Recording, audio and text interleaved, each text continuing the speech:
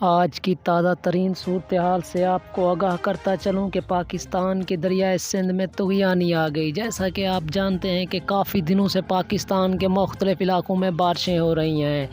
جن کا نتیجہ یہ نکلا کہ دریاؤں میں پانی بڑھ چکا ہے، اور دوسری جانب بھارت نے بھی دریائے سندھ میں بہت بڑا پانی کا ریلا چھوڑ دیا ہے، جس سے کچے کی آبادی میں بہت زیادہ پانی بھر چکا ہے۔ مکمل تفصیل اس ویڈیو میں۔ اگر آپ میرے چینل پر نئے ہیں تو میرے چینل کو سبسکرائب کر دیں اور ساتھ لگے بیل آئیکن کو بھی پریس کر دیں